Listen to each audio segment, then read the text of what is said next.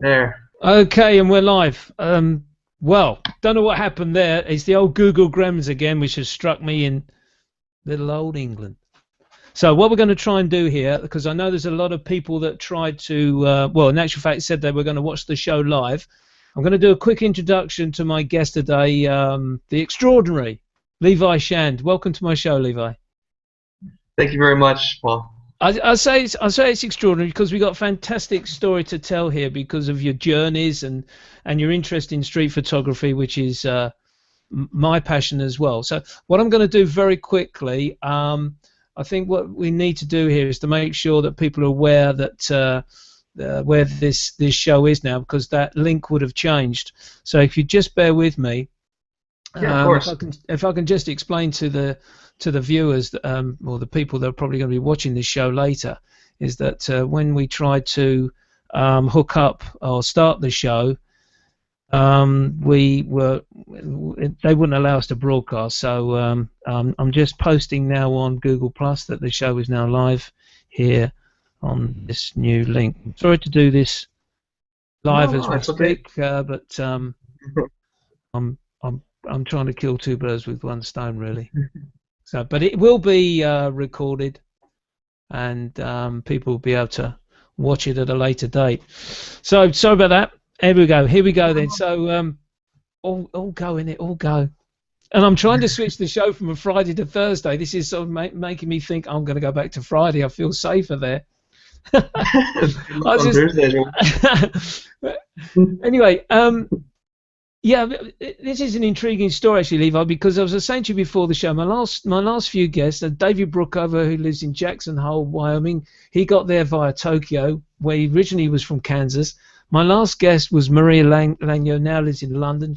She came to London via Chicago from Paris. And yourself in Madrid after, I'm going to say, quite a bit of traveling from the state of Indiana. How did it come about? How did you end up in Madrid? Well, I'd worked, the truth, I worked during my university studies as a banker, and I had been sitting in that chair for long enough that couldn't do it anymore. And so I moved to Spain with my girlfriend of 6 months at the time, and we lived in southern Spain for a while, and then like 2 years, and then we took jobs in Thailand, where I got my first camera. And after a year and a half there, we decided to move back to Spain and try Madrid this time, the big city. Okay, and when was And that when you got back to Madrid? we got back to Madrid in September, yeah, September of the year before last. So we've been here for a little over a year. Oh, that's lovely. Now I'm intrigued that you Yeah. first picked up a camera, or you first hold on one second. You first got your first camera in Thailand. Is that the first Yeah, time you'd well, had a camera, or was that the process of getting into photography? Well, I bought a camera before I left the United States. It was a Canon G11. All right, yeah. Um, the G12 had just come, and I had read that it had a plastic body, and I knew that it was going to be kind of a long time that I'd be away, and probably not such a squeaky clean sort of journey, and I need something durable. Hmm. And so I took the G11 and killed it, of course. After a time, kind of interesting story, and it kind of got me started in thinking about taking pictures in the street.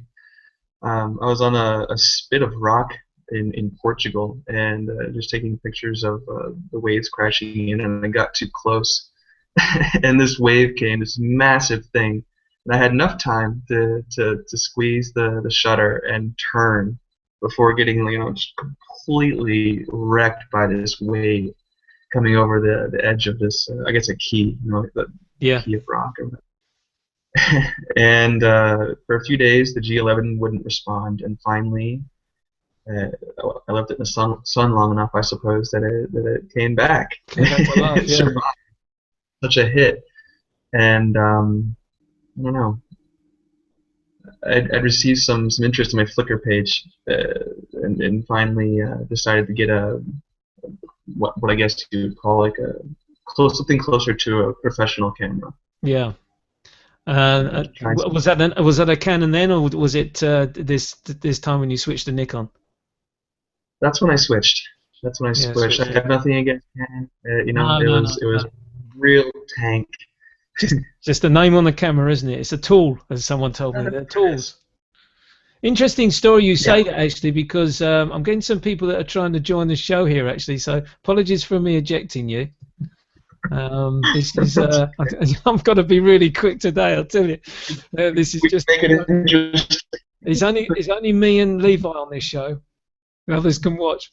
Um, Interesting you say that actually, because when I had a Nikon, oh, I forget what it was now. It may have been an FM2, and I went down to Cornwall, the southwest tip of our country in England here, and I was taking some photographs of the surfers, and I had climbed out onto the rocks, and I was just remembering I had a 500mm reflex lens which I'd hired on this camera. I was taking these photographs, hadn't got a clue how the images were turning out, not a clue.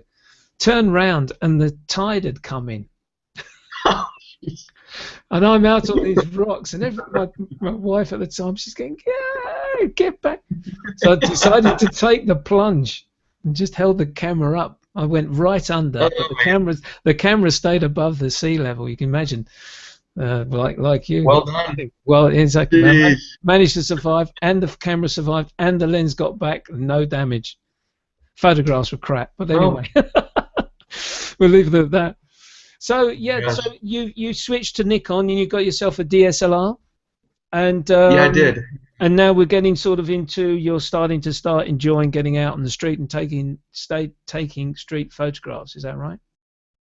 That's right. Yeah, I had I guess even with the Canon camera, the little compact, I had gone out in the street and would see scenes that I liked and strange looking people or interesting people, and I would just take pictures of them, and strange things that I saw, social things in the streets. I had no idea that there was a name for the practice, that there were world people out there doing the same thing and calling it something else. And when I finally got the Nikon, I started doing some research and then said, "Oh my gosh, this thing has a name," Yeah. And yeah, I just kept doing it. I think it's amazing, really, how this street photography genre really has taken off. But as we're going to talk later about some good old favourites, as we would like to call them, street photography has been around for a very long time, but probably was named slightly differently. It's probably journalistic, it's probably historical, record, that sort of photojournalism type work.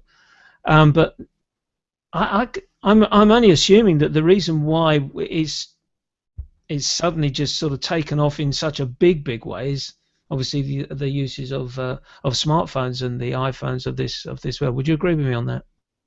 I would. It's very easy now. The bar is really low, maybe lower than it used to be. Anybody, I mean, I don't know. It'd be hard to find someone on the street that didn't have some kind of camera. Yeah. And I don't know. It's even with a smartphone. I've seen lots of exhibitions now in galleries and small venues.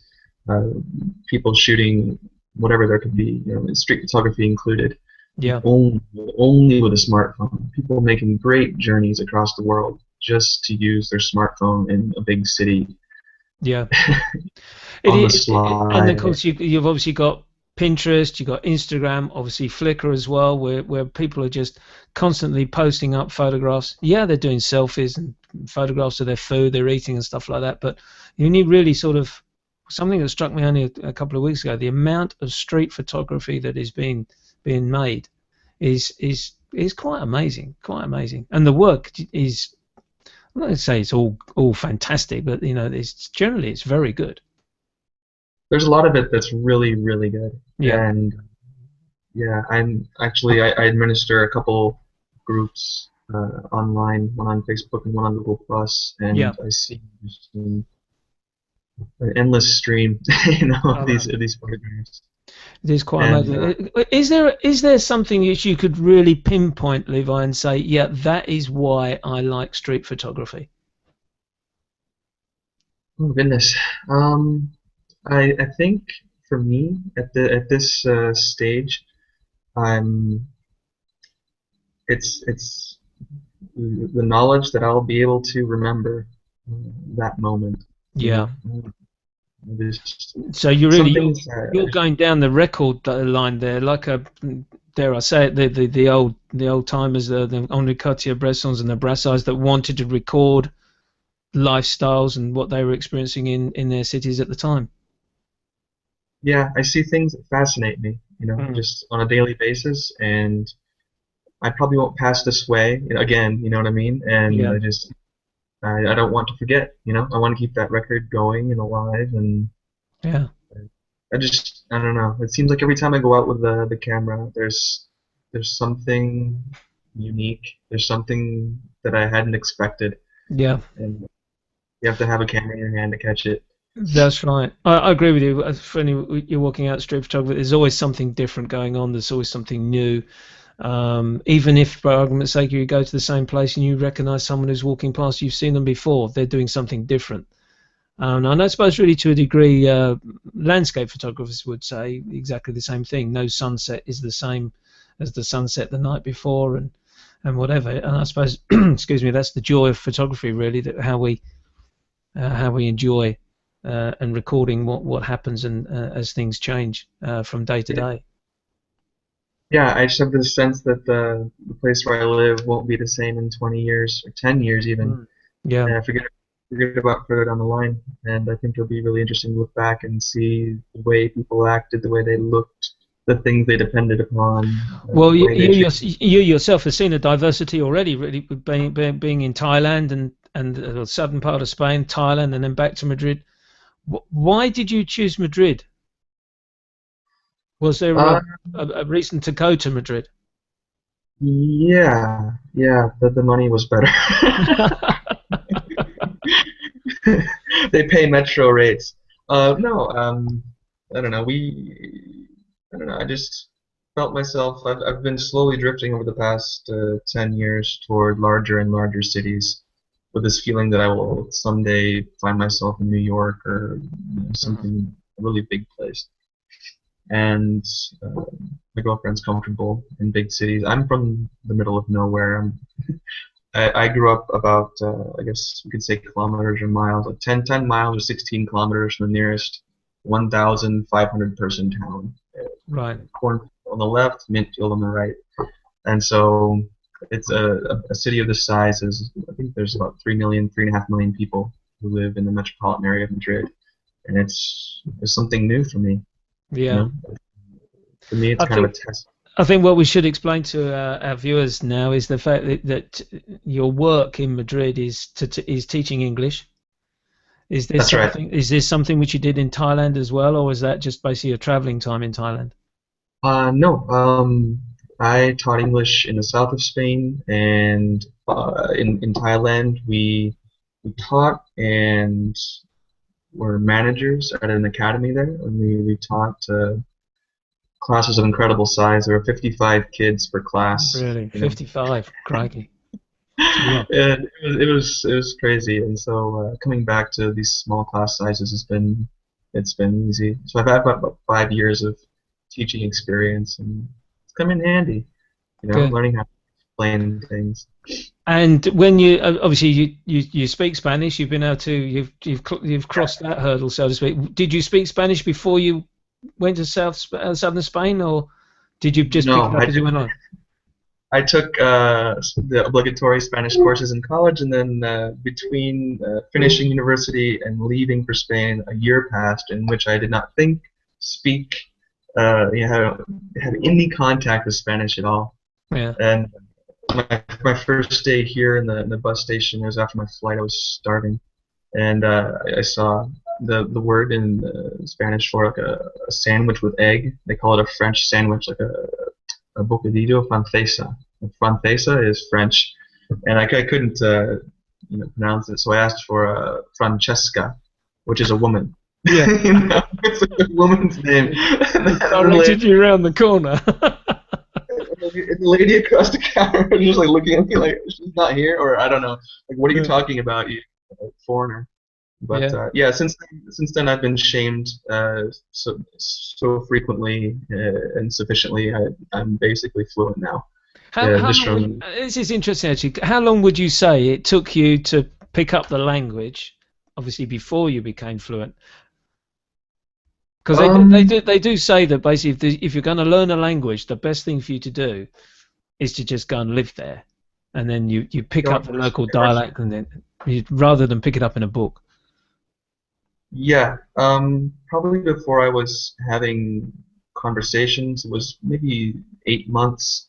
The I don't know if you have surely you have an analog in England for Mhm. the the south of Spain. The Spanish there is really difficult to understand and very far away from anything that we would learn in school. Mm. They don't finish their words, and it was very difficult. So 8 months or so, and by the time I left, I feeling like I could communicate with any Spanish-speaking person. Ah, So maybe a year and a half without studying, but just speaking to yeah. people, making mistakes. Yeah, I can imagine. But obviously, there's different dialects in your home country. Obviously, if you're from New York right the way to the west coast, and then the south, and then the north part of America, and it's the same in England, the UK. Obviously, as you know, Scotland in the north, and Wales in the west, and then the Cornish guys down in the southwest tip. Totally different from where I am, close to London, where of course we've got the. I'm not from London, I hasten to add, but you've got the Cockney rhyming slang guys and all sorts of so many different dialects that go around, and it must be difficult. And you say you learn generally when you learn a language in a school, you're learning, as we say in this country, the Queen's English, which That's is it. Yeah. not really the correct way that we all talk. You know, if you learn the Queen's No, they English, won't serve you. you No, go they up to won't serve Newcastle, you wouldn't understand a word they're saying up there. You know, it's you. No, almost a totally different language. you go home crying and wonder what you did wrong Exactly. Yeah. the Now, last 2 years you're studying. don't ask for too many Francescas. That's all I'm going to say. You never showed. I don't know what the deal was. Yeah. What kind of country? So coming back to photography, then you've established basically that street photography is your main interest, the main genre interest. The DSLR, are we? Was that the Nikon 7100, or did you have another camera before that? It was the 7100 was Okay. the camera I purchased in Thailand, and I've continued using it in Madrid. I asked the guy to switch the kit lens for a 35 Yep. millimeter uh, fixed 1.8, and I got a 50 millimeter 1.8 for Christmas last year, Hmm. but I've basically only been using the 35 since I bought the camera probably about a year and a half ago. So really, you could say you're a one camera, one lens user. That's it. Yeah, yeah.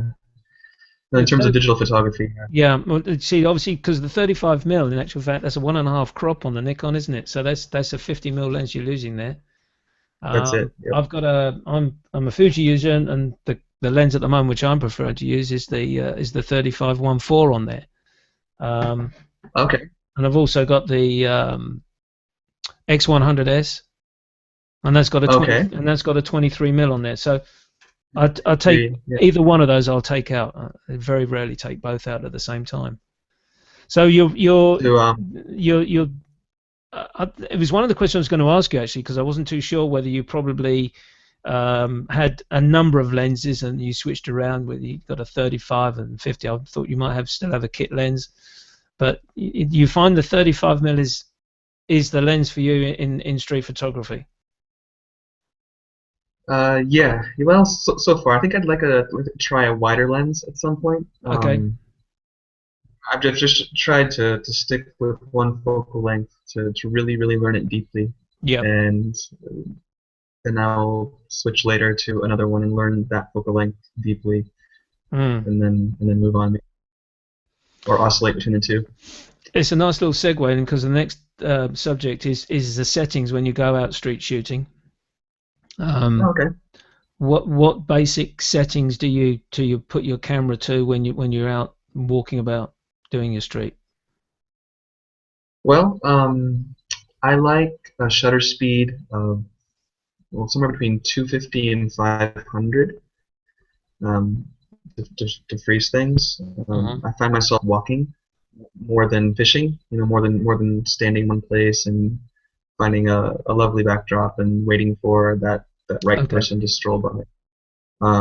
So I calculate that my walking speed plus the against the walking Hmm. speed of an oncoming subject or a passing subject needs probably a minimum of 400 in Hmm. terms of shutter speed. So I put it at 5 to be safe, and f11 right around there on a sunny day. Yep. Um, we receive a lot of sun in Madrid. I guess all of Spain is kind of well known for receiving a lot Yep. of sun, and so it's kind of a harsh light and falls the hardest in the afternoon. So yeah, f11, 500, ISO anywhere between 400 and 100, right in there. I've been shooting a lot of film lately, and so it's a Okay. 400 speed. If I'm shooting black and whites, or even I guess Portra 400 or T-Max 400, if I'm 400. going Yeah. black and white. Yeah. Yeah, even then it's about 250 f11.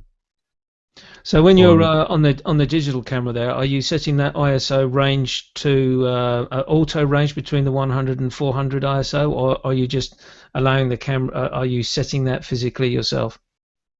I set it physically myself. Right. Okay. I keep one ISO. Before Mhm. I go walking, I walk to a sunny spot, take a light reading, Yeah. and determine my setting there, and then go with it. I don't change it again. Fair enough. And autofocus, you're not manual focusing. With the digital, I am still sadly autofocusing. I'm Yeah. trying to break that habit. Um, You've got a but fair, yeah, you've got a fair bit of leeway though with F11. You've got a fair bit of tolerance there as regards to, or even at F8 with regards to getting certain. I'm useless at working out the distance of what people. And everyone says you stretch your arm out, that's a meter, but I'm useless at uh-huh. working out on beyond that. But I suppose F8, F11 gives you a fair bit of tolerance, doesn't it? But and I'm like you. I, It's a, I I try to stick with the autofocus of the camera. I don't trust my eyes anymore. Yeah. yeah. I guess I've switched. I used the back button autofocus, so my thumb is always on that. Okay. If I feel like I'm in good light and something could happen. Mm. My thumb's on the button. It's in the camera. It's destroying the battery, right? It's just depleting it like crazy. Yeah, I think this is one thing you got to viewers have got to appreciate. I've been to Madrid a couple of times, and Spain per se is a warm country, and you're going to get a lot of light, a lot of sunlight, and so you're not going to be struggling like myself when I've done some night shooting recently, and my camera's operating at 6400, getting some pretty good results. But even we'll say in the afternoons of a winter's day in the UK, the camera's generally operating between 800 and 1600, sometimes 3200 ISO. So we do get that. We get quite a bit of noise and grain coming, or grain effect rather, coming into the image, which I suppose to a degree, working in Madrid predominantly as you are at the moment, you don't really, dare I use the word, suffer from the noise and grain in an image. Not so much, no, No. no, not so much. I don't know. This is a very strange place. I feel like the sunset really lingers Yeah, here more than other places I've been in. We were in the south of Thailand, and it just drops like a stone. that's You right. know, Yeah. that lasts moments and it's over. Mm. And here it's been. I don't know if that's something to do with the time change, but it's been. I remember being 10 p.m. at night and people still out on terraces. Well, they're out on terraces, of course. Well, You know, right? that's the Spanish way of life. They're out in any case. the time's irrelevant. Yeah. Yeah, No, exactly. but you could read perfectly in it's like almost daylight still at 10 p.m. It is You quite know, amazing, isn't it? Yeah, yeah. the summertime, and Well, it's I've never been as we to. were talking last night, we were just doing a little test run that our experiences of nightlife in Spain is like no other, really. Sort of families out at 11, 12, 1 o'clock, and I mean families, and all the babies in prams, aren't they? Just walking around Yeah. after have some tapas and a glass of wine and onto some bar elsewhere. It's quite amazing. Let's go. I'll tell Yeah. you what we'll do now, then, Levi. Let's go and have a look at your website, Okay. um, which well, let me just cancel that because I've I I had to. There it is. There. That's it. Okay. So I'm just making sure that I had the website still available because of that little glitch that we had with everything. I had to close everything down. So what you should see on the page now, when it comes up, it should be your website. Can you see that, or is it still a blank page? I can see it. You can see your website, yeah? Uh-huh. Um, Can you see it? and no, I can't see it. It says, I'll tell you, this is really bugging me today. So It's one of those. I'm hoping you'll see Levi Shand Street Photography. Can you see that? I can, and that you're open to the black and white uh, Let's try it. I'm on the black and album. white. So what I was going to There do is we go. click on an image, Okay. and then what I should be able to do is go. Can you see that image? Yes. Okay. Is that full on your screen, or are you watching the bottom right-hand corner with the my? I'm Is that? watching the bottom right hand corner. It's Well, not no, on. it's full on the screen. I can see myself in the corner. Okay, just one. And you see yourself in the corner, but you can see full screen of your website. Yes. Great. Okay, that means they'll be able to see that in the recording. Sometimes it doesn't work. Okay, I've got this image. It says down the bottom corner there, 20 postals. Where was this taken? This was taken in Salamanca, Spain, which Right. isn't Okay. so far from Madrid. Um, they're all this is a tour group, Mhm. and they had no idea that I was standing, point blank range with this big chunky DSLR, just right in their face. Yeah. They're pointing to on the facade of a building. There's a skull, and sitting on the skull, I guess you could say, is a little frog, like Okay. chiseled into the facade, and apparently that's a huge source of scandal for everyone there. Oh, okay. It's great that they're all pointing. Some of the guys are pointing up there, and everyone's looking up. They haven't got a clue that you're there, which is really great. Nice shot there of the motorcyclist going past, but at the same time, what appears to be a mouth there, which is being carved out of the wall with this graffiti. Yeah, this is in Granada, Yep. Spain, and in Albaicin neighborhood, and yeah, it's very strange there. It seemed like there was a door that was cemented over, and then Mhm. someone took a sledgehammer to the wall and Yeah. broke it out, broke a hole through, and then someone else came and doctored it up with some pretty nice graffiti. Yeah, that's right. Some nice street shots here. That's I know you were talking to Valerie Jardin a few weeks ago on her show Street Focus, but this is one thing that Valerie likes to do: take shots of the barbers, people having their hair cut through the windows. Yeah, I really, She really does that here. enjoyed it.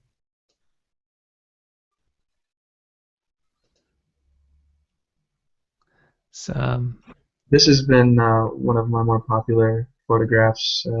this one here, Well, the other, yeah, that one. It was the first photograph that I sold. really, The, that's a the good. first one. It's a good feeling, isn't it? Yeah, yeah. Doesn't matter how much you got for it. It's just a good feeling that I've sold a It photograph. wasn't too much. It was more that someone was interested in it, and Exactly saw right. something in it. Exactly. I of course was taken by the dispersion, in the air, but Yeah. they saw something else. Yeah.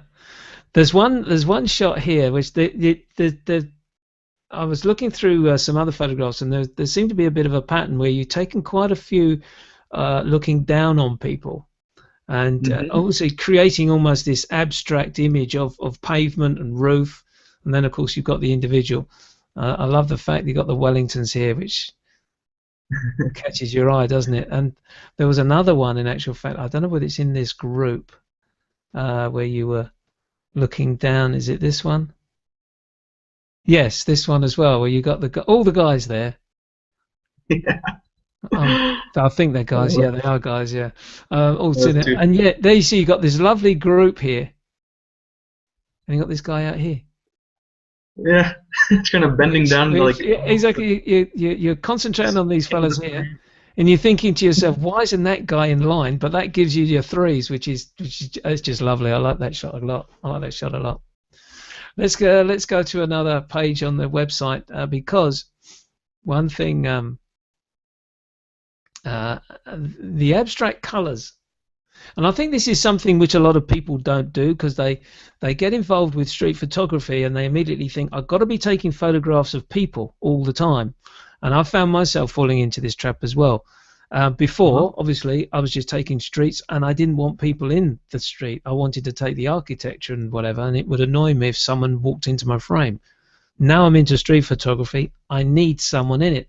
But what you've done Hmm. here, which this is using light to its 100% here. How you've all these photographs, creating an abstract image which you've seen in the street, and obviously creating with use of light and shadow.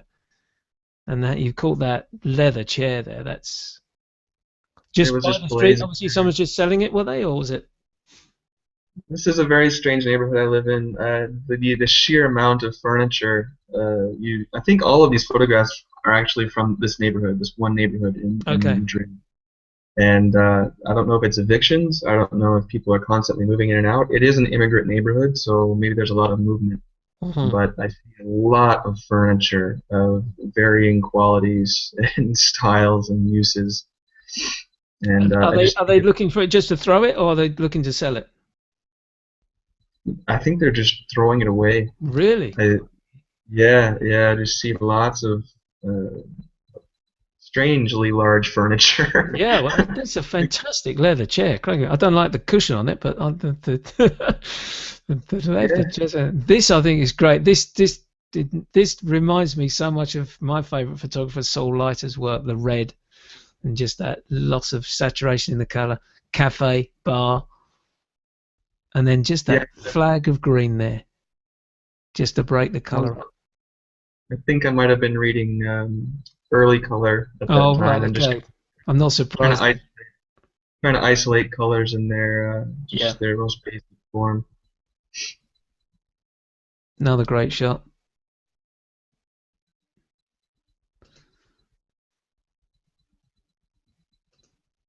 This makes me laugh.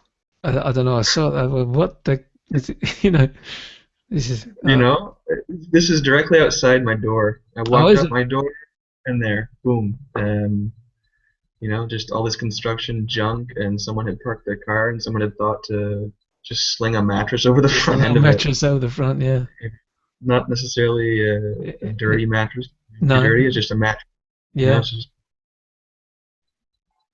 This was in Albaicin as well. This was in Marseille. Okay.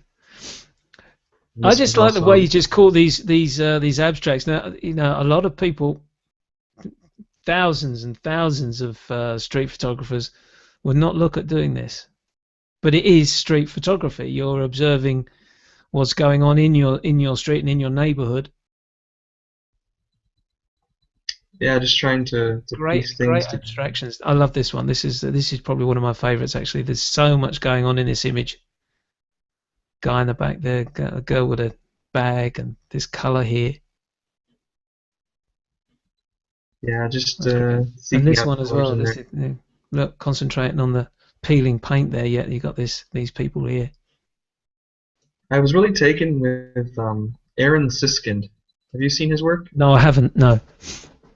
Yeah, he was New York school photographer and Okay. focused a lot on like urban Right. text textures of certain things, and just for me, just brilliant, brilliant photography. It's one of my Yeah. favorite things to look at.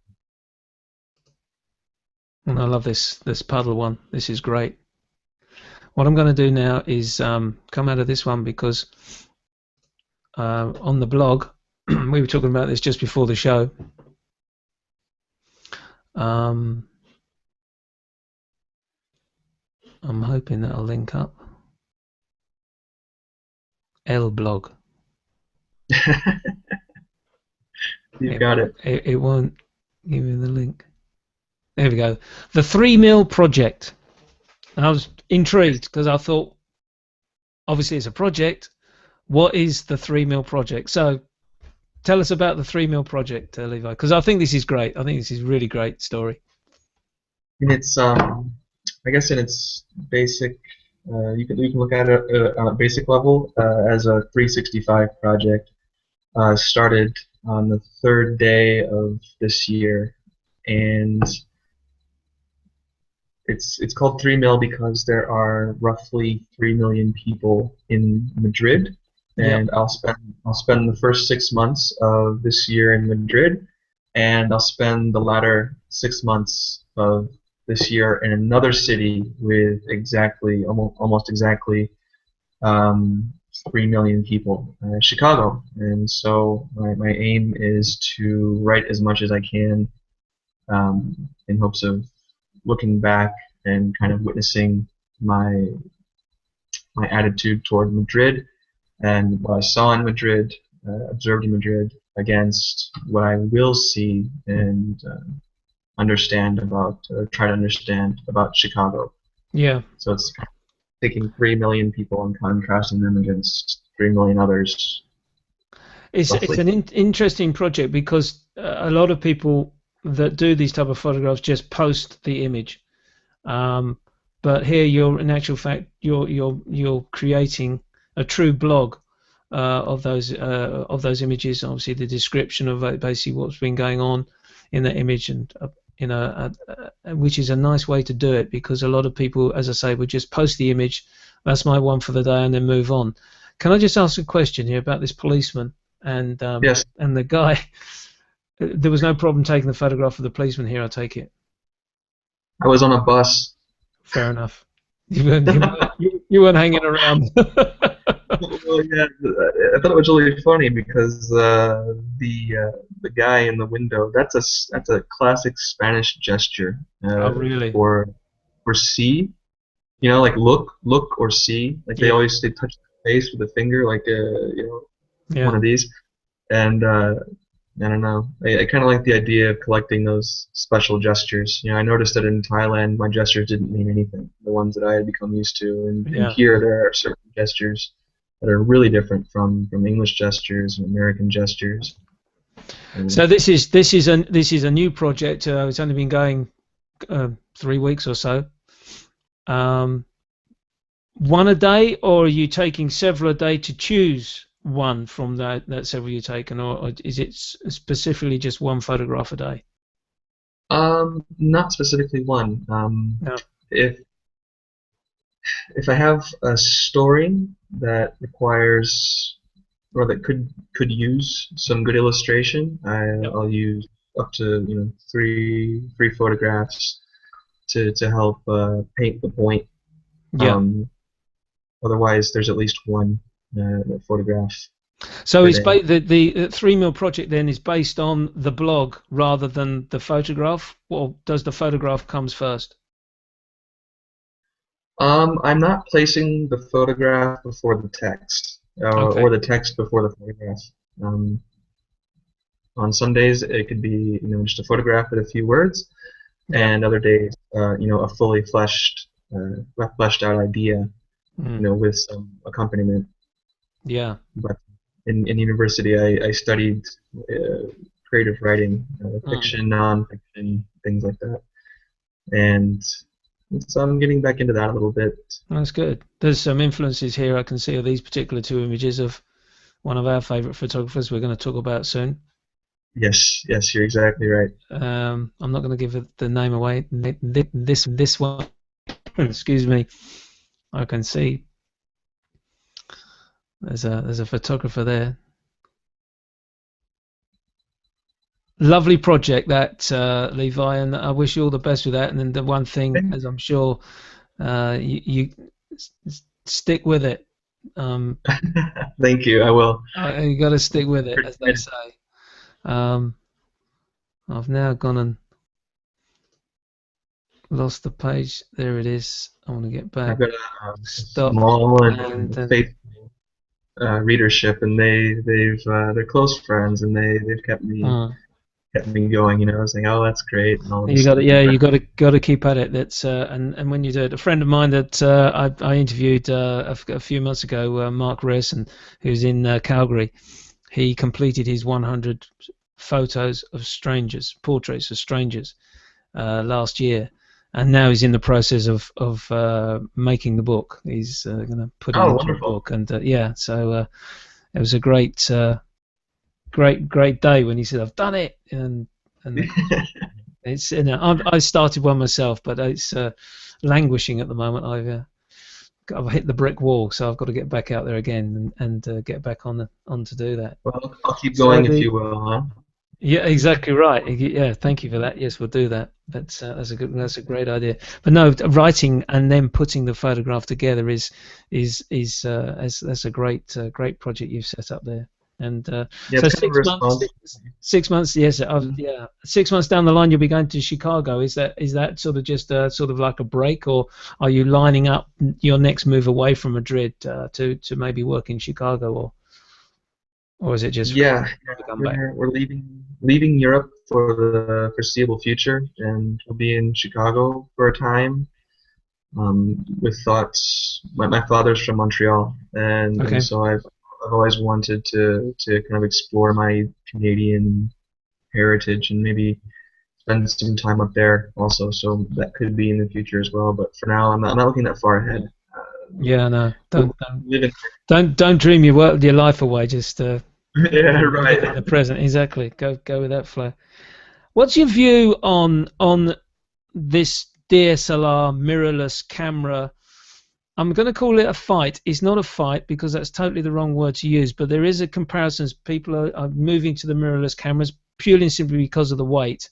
Have you experienced using mirrorless cameras at all, or are you still happy with your I've taken DSLR? I've taken a few frames with them, and I don't have any real complaints. I've looked at switching systems to I've done just research on Ricoh and Sony and of course Fuji, kind Mm, of leading the charge there. And you know I what I want doesn't seem to be quite available yet. You know, yeah. in the mirrorless market, and at the same time I'm growing a little tired of you know, taking kind of secretive shots with this Yeah. and Fair trying to point. blend in with this gigantic camera, Yeah. and it's a stoner on my neck too, and I don't know, I thought about it, but for me, the DSLR was or is still a great learning experience, a great learning tool. Yeah. I've been forced, I use it manually, and it has way too many gadgets and settings for me. Like I don't think I'd use the Wi-Fi or the GPS, No. or I barely use the video. I don't know why I would need that, at this I stage. think from my aspect, knowing the 7100, the Nikon 7100, it's not a big camera compared to maybe uh, well, certainly not as big as the 750, Nikon 750, and I'm just trying to think of a Canon which would probably like the 5D Mark III, I suppose, would be in terms of its size. So it's not, Yeah, it's sort of, I can understand what you're saying with regards to yeah, the taking a photograph and trying to remain inconspicuous, so that you're not in people's faces all the time. But um, Yeah. yeah, I guess Paul, my main complaint is that when I use it, it like covers yes, my face. It's a big black one-eyed mask. yes, That's what people. It's alarming. yes. And people notice right away when it's up at my face. And I don't know.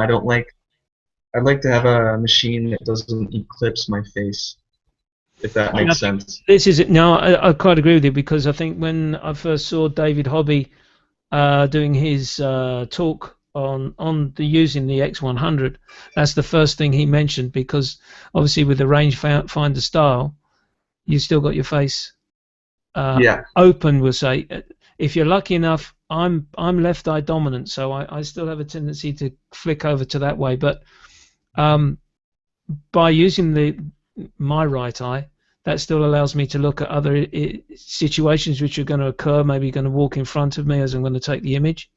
But as you say, Hmm. you put the camera in front of you, is the big black one eye, isn't it? Which can Yeah. be very alarming for people that are walking past you. Um, but the thing I think you're doing there with your using of your cameras, this use of the 35mm lens is a good point because a lot of people who are starting out in street photography will immediately go to a 1685 or an 1855 type zoom lens. They don't want to get up close. They want to sort of hang back a little bit, and they're reticent to get in front of people. How do you find it in Madrid? Do you find there any problem with approaching people to take photographs, or and do you get any reaction from what you're doing? Mm, not. I mean, people are pretty open to it. There's an. I don't know if this is. I think it's European anyway. There's kind of Okay. an unspoken understanding that your personal space is your personal space, and I try not to invade it. When I'm out on the street, but at the same time, much like my country, it's completely you're Yeah. completely free to do as you like with a camera in a public space. You're taking pictures, and that's fine.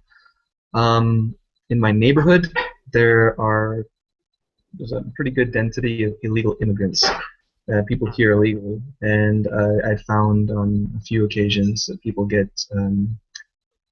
a little upset. I've seen people move out of the frame if they notice I'm taking a picture, in the interest of not appearing.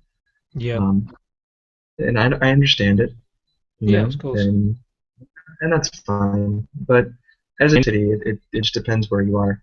If you're in Yeah. residential neighborhood somewhere, and there's kids and grandparents and Well, parents watching and people like, living their suburban life, and you come to photograph some scene and you're someone new, you're a foreign body, and maybe they could ask you, what are you doing, mm. please, no, but nothing to Have you had any alarming situations where it's got a little bit sort of, dare I say, nasty, or you've had a bad reaction to you taking a photograph? on a couple occasions, yeah. I was in my neighborhood actually, right around the corner from my house, and I saw an old woman hanging her laundry, and so I was kind of framing up the street shot, and like this, taking the picture, and I hear people yelling and screaming like way up the street, like so small, like I didn't even notice they were in the frame. They were so far away, Yeah. and it was a guy and a girl, and I heard her say, go get him. And so, this guy, I turned the corner because I don't know what there's yelling and screaming. I don't want to be near it. I don't want to be Mm. close to contact like that. And so I'm walking away, and this guy just whips around the corner and starts, screaming at me, like, erase the photo, erase it, erase it, erase it. He's in my face. He's like super agitated, Mhm. and I just said no, and he had tons of colorful language for me, and then he walked away, and he just ran away again. Like, he ran and then he ran. That was interesting. I didn't know what to make of it. I was Mm. thinking at the time, this is my neighborhood too. Like, Yeah. sorry, I don't know what you were doing. You were an ant in the frame. Like, Hmm. maybe you thought I had a long lens or something. I understand, but it was kind of strange. I was walking with my photography group, and one guy made a terrible error, something that I wouldn't do myself. We were walking together, actually finishing our day, Yeah. and a woman walked by with a pram, and he kind of like leaned over and clicked off 3 shots into the pram, and of course she noticed. She went ballistic, Mm. just screaming. I mean, and so I saw that happened. And that was kind of nasty, but I can understand a protective mother, Of course, I think on I the think this on is the this is where we got to understand where you draw the line. I've asked questions before to there's some guys who just don't like taking photographs of the people that are falling on hard times. The beggars on the streets, and there's others. I think you've got to draw a line with the children. It's you're asking yeah for trouble really if you start taking photographs of children without asking. But in that sense, it's just the best way is just to steer clear of it, isn't it? And try and find some other subject to take. yeah. I mean, those two things happened. I agree with you. Mm. I've had some interesting experiences actually. Down in the nearest plaza in this neighborhood, there are guys that will openly just try to, just as like Lisbon, right? They openly try to sell drugs Yep. in the plaza, and so I'll walk by and they'll say, "Do you want anything?" I'll say, Mm. "No, no, it's okay. Do you want a portrait?" Yeah. And then some of them are like, no, no, no, like get out of here. And then some of them Mm. are like, yeah, yeah, okay, that sounds great. Yeah. I don't know, it just depends on the person, depends on the day, depends on a lot of things. But Yeah. I've had good luck making portraits of some of these guys, printing them and bringing them back to them, and sending them, giving them a picture. And part of me thinks that maybe they've never had a portrait of themselves, or Yeah. maybe Sure. they don't own a picture, like that, and maybe it could mean something to them. And so Yeah. I don't know. That's a nice There's thing to good do, and actually. Yeah. I've had similar experiences of that. You take a photograph of someone and said, "Well, I'd like you to send it on an email." It's not a problem, is it? You send it straight on to them. You mentioned very briefly there about your workshops, which is really great. You've set up this sort of like a photography club in Madrid. Got quite a few members. yes, Is this a sort of like, as I would um, assume, a club where you meet at a place, or is it an online club? it's somewhere between there. In May, I started it, and I set it up via meetup.com, Hmm. meetup.com, Yeah. and I had been, previous to that, I've been studying online with, let's see, the guy that runs IPOX Studios in the United States, and studying Myron Barnstone through him, like theory of design and art, like 2D art, Yep. and also with a photographer working out of Copenhagen, Knut Skarven, who runs the On Every Street family of sites. It's websites, it's Yeah. photography groups. He runs the Leica group on Facebook, like the big one, and got the idea from him to have a little group where we focus each month on a different theme. Whether Mm. it's composition, content, something within those two extremes. And so I had been going out by myself all the time. There's a definite possibility of loneliness, right? Yeah. Coming up. Sure. If you're always going out by yourself, you're always firing, like you said, photographs into these groups online, just Hmm. seeing what Yeah. happens for whatever reason. And so I thought, well, maybe there are folks in Madrid that also go out by themselves all the time and would be Hmm. interested in having a companion or meeting someone else that does the same thing. And Yeah. so I started the group, started very small. The types of photo walk, we do photo walks, we meet in certain places. My style of photo walk is to meet, discuss the monthly theme, and Yeah. then everybody, the group kind of explodes out in different directions, either alone or with a friend. You shoot for 2 hours, thereabouts, and then we reconvene somewhere and go have a beer, have a tea, coffee, whatever, and Yeah. talk about the experience and relates on that level. And we do that. We visit exhibitions. We do special things. We hosted the 500 pixels. Every city has a 500 pixels. Every big city anyway has a 500 pixels photo walk every year. Okay. And this past year we hosted it, and it was a big success. We had 200 attendees walking Wow. you know, through the center of Madrid. It was Fantastic. a big success. And yeah, we've been going strong since May. I've got 5 administrators now that help me program activities. We do Okay. 2 activities per week, and yeah, we've recently started traveling to other cities, and it's Oh, just nice one. growing. And And is this do people pay to be part of this, or is this a free service that you do, or are you it's are you trying to it's build it into a business? it's completely free to join and participate in photo walks and visits to exhibitions. I do small workshops regarding the monthly theme, if just in case there are people that are having a Yeah. especially hard time with it, or really want to focus deeply on the theme. Yeah. I do a 15-person mini workshop. I prepare materials, and within the span of 2 hours or so, I try to make sure that everyone gets a good shot of the theme, that they understand it, that they go home with a picture that captures the theme. That's good. That's excellent. Okay, that's really good. I like the way you set that up actually for the people in Madrid there with all those followers. Just checking my notes here. We've come to that point of the show where we're going to do Levi's chosen to do the photographer one word association instead of choosing to talk about his favorite photographer. So I've got some names of photographers down here, and Levi, will you give me just one? The conversation may go on from here, but just one word when I say William Ecclestone.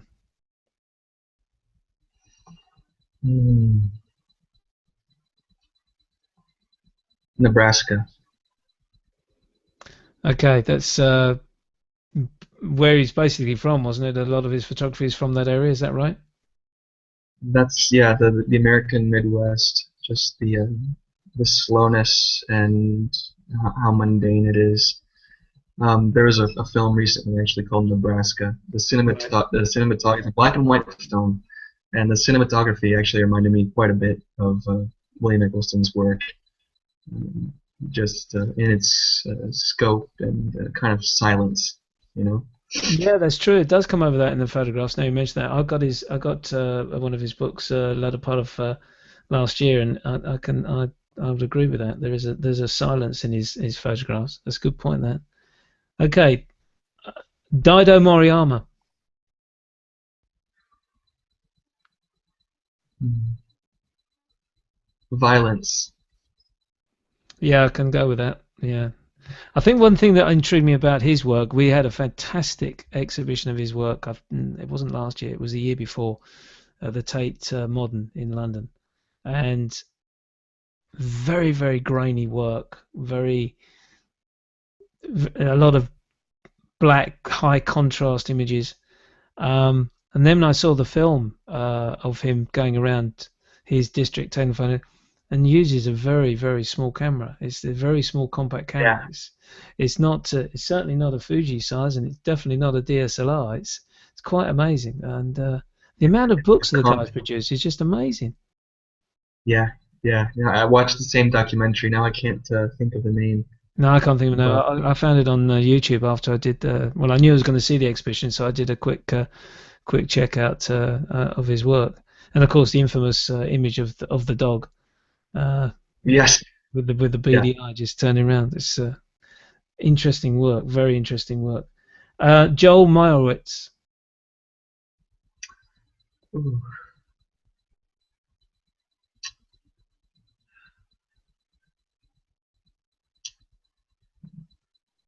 probably. That's a tough one, actually. Let me think. There's a, Because I have words that I want to use for others that are kind of coinciding with Joel. Um, I don't know. Cheery. If I could use yeah, an adjective, if you don't mind, if I use an adjective. he's a happy guy. I think the amazing story with Joel is the fact that he just took this delivery to the photographer that was doing some work. I can't remember the guy's name. Was it Robert Frank? It Yeah, was. I think It was. it Yeah. was Robert Yeah. Frank. He took a cover that he was they were reducing, and he watched this guy working, and he went back and said to the guy, his boss, "That's it. I'm leaving. I'm going to be a photographer." And the guy gave him a camera. That's the amazing thing. He said, Yeah. That was you go for it." that's the passage from Everybody's Street, right? Yeah, that's right.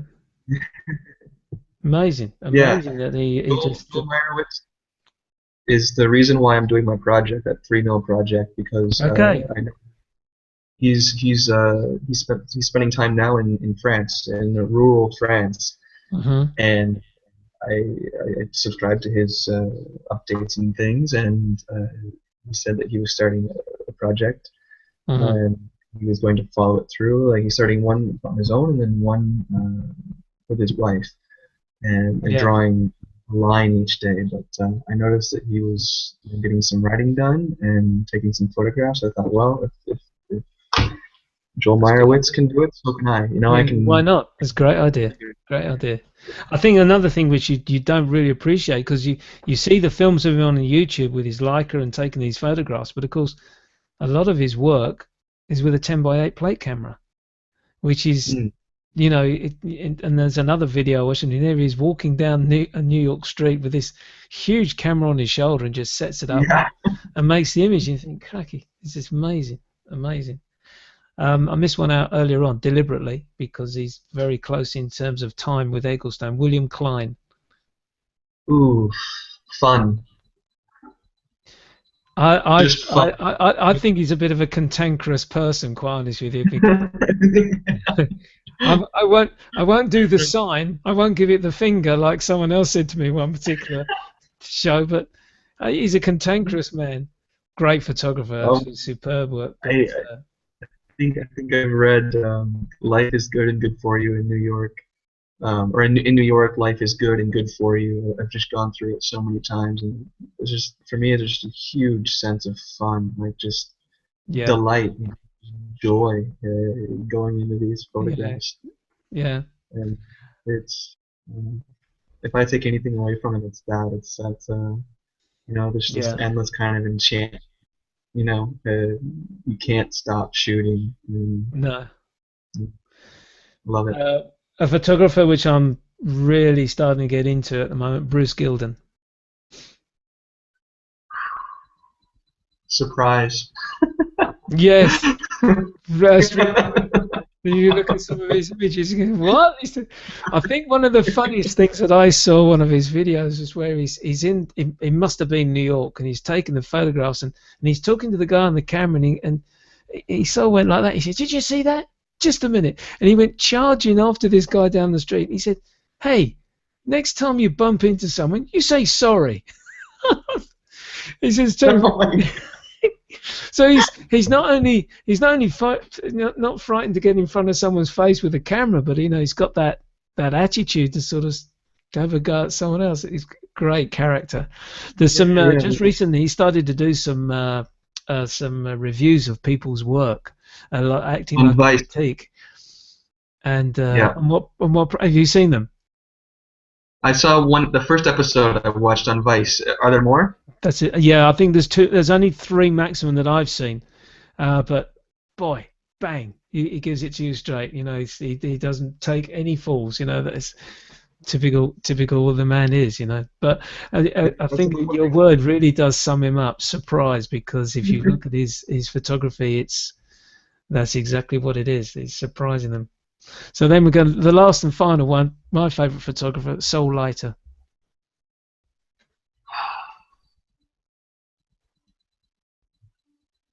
patience. Yeah, I go with that. Yeah, because I think his whole career is really that.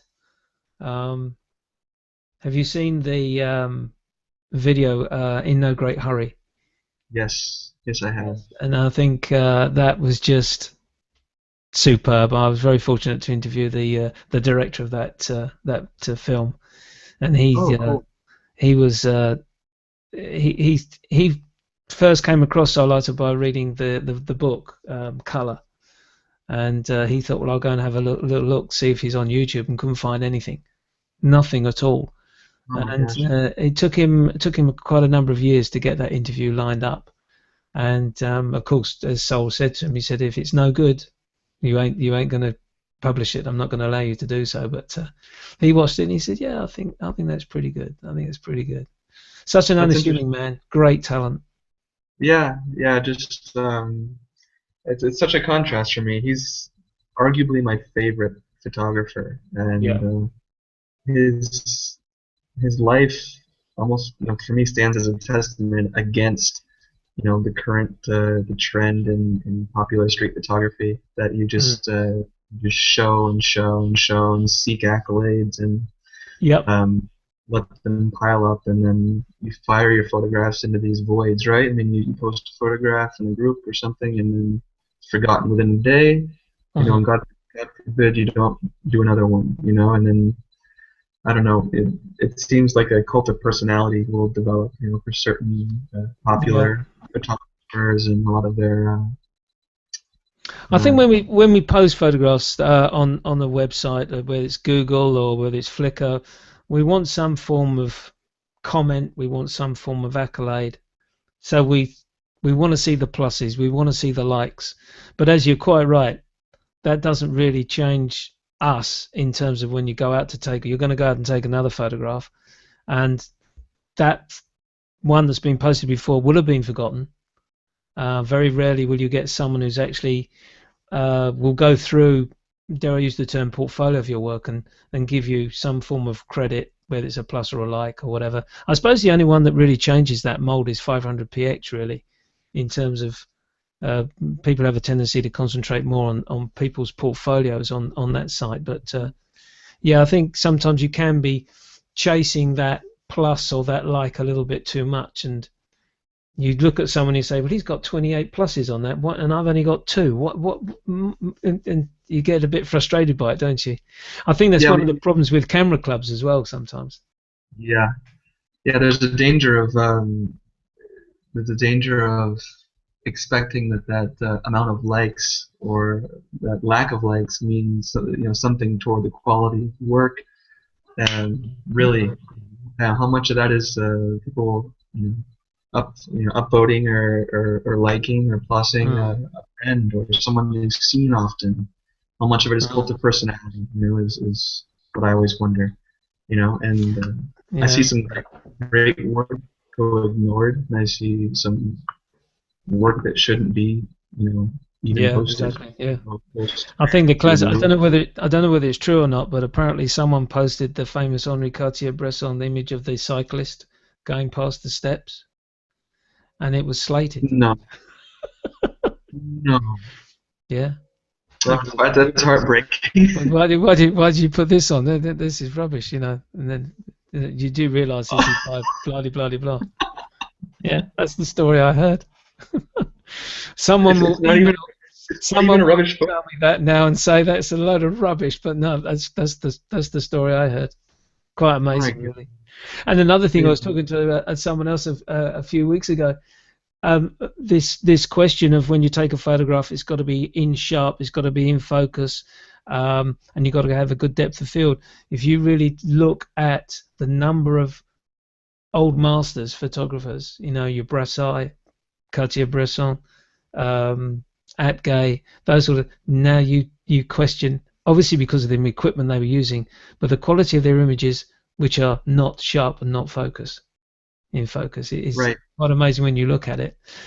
Soul lighting, Yeah. those classic images through the windows where you know there's someone there, but it's not in focus. No, I had the absolute pleasure of visiting an Alvin Langdon Coburn exhibition Okay. here Yeah. in Madrid recently. It was work from around the turn of the 20th, like 1908, around then, Yeah. and 1915, like right kind of before the Surrealists came on, Dada came around and stuff like that. And he was using an 8x10, plate camera, and you know 100 and so years ago, it's not going to be nearly as sharp, but I Yeah. was just absolutely floored with the quality of the texture, Mm. of water, the distant detail, Mm. available, and um, this whole argument for sharp doesn't, for me, doesn't hold. Well, we Um, talked about Daido Moriyama. You know that there's I would say yeah, 90% of his work is not in focus, but he's got a feeling and an attitude and he's making a statement to you, and he's showing you what he's yeah, experiencing and what he's seeing in the city himself. yeah, yeah. For me, his work is like the page started black, and someone like an animal just came and just ripped, Right. an Yeah. image Yeah. into it. Yeah. That's It's a good not description. Yeah. in focus. Very good. It's Focus is not fantastic. everything in photography, no. But you get the balance right, and you've got a winner. Levi, it's been absolutely superb talking to you. We've gone a little bit over time, but Okay. we had a little bit nice. We had a little bit of problems at the start off to get the show going. I'm assuming there were a number of people that were going to watch it live actually, but we haven't had as many as I thought there was going to be, and I think that's probably because they lost the link. But you will be able to catch it up on YouTube later on when the broadcast is loaded. So my thanks to Levi for joining me today. It's just to finalise by saying that if you are going out shooting anytime soon, my little catchphrase: leave your camera bag at home. All the best to everyone. Thanks for watching.